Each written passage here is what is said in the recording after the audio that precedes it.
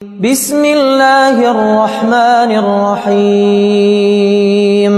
پہلی بات یاد رکھیں کہ تہجد ایک انویٹیشن ہے۔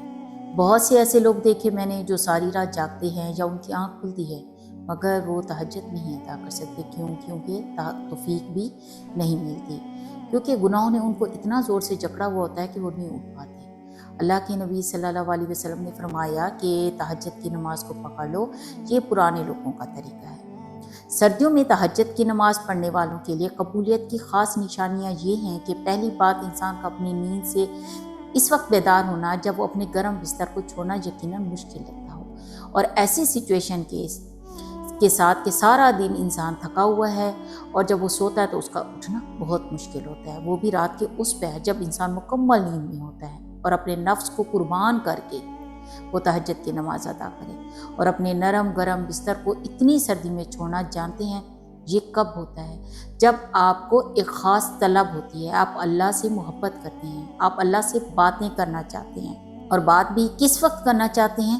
جب آپ لوگ سکون کی نیند سو رہے ہیں۔ تہجد کی نماز ادا کرنا بہت سعادت کی بات ہے۔ اب ایسی سرد رات میں اٹھنا اور مکمل وضو کر کے کھڑے ہو جانا، وہ بھی اللہ کے سامنے کہ دیکھ اللہ میں تیرے پاس آ گیا، اور آپ توقع کر سکتے ہیں کہ اللہ ان لوگوں سے کتنا زیادہ خوش ہوتے ہوں گے، ایسے لوگوں کے لیے کیا کیا فضیلت اور انعامات ہوں گے اللہ کے ہاں۔ اور جب ایک نوجوان انسان اپنے نرم گرم بستر کو چھوڑ کر وضو کرتا ہے اور اللہ کے سامنے نماز کے لیے کھڑا ہوتا ہے، اور جب وہ سجدہ ریز ہوتا ہے تو اللہ اسے دیکھ کر مسکراتا ہے۔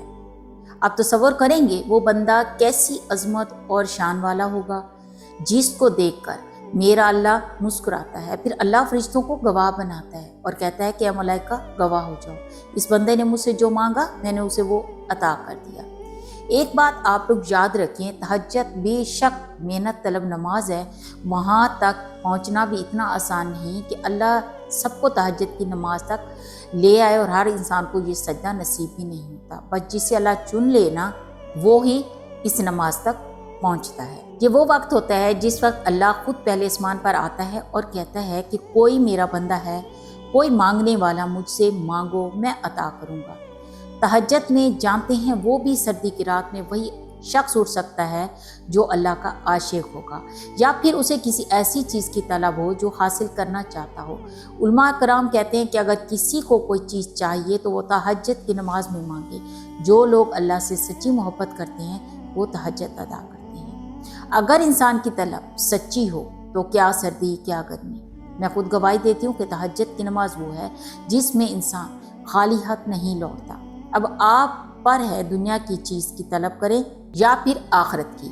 اللہ تعالیٰ قرآن پاک میں سورہ مزمل کی آیت 2، 3، 4 میں فرماتے ہیں کہ رات کے تھوڑے سے حصے کے سوا قیام کرو، آدھی رات قیام کرو یا اس سے کچھ کم کر لو یا اس پر کچھ اضافہ کر لو، اور قرآن خوب ٹھہر ٹھہر کر پڑھو۔ قرآن کی قرآن ہے کہ صبح کی جو قرآن کی تلاوت ہوتی ہے اس میں فرشتے شامل ہوتے ہیں، اور تہجد کی طاقت تو ایسی ہے کہ زندگی دنوں میں بدل جاتی ہے اور کبھی کبھار تو لمحوں میں۔ میرے اسلامی بہن بھائیوں، کوشش کریں دنیا سے نکل کر صرف 10 منٹ نکال کر اس وقت جاگ کر اللہ کے آگے کھڑے ہو جایا کریں، صرف اللہ کو پانے کے لیے، اللہ سے دل کا حال سنانے کے لیے۔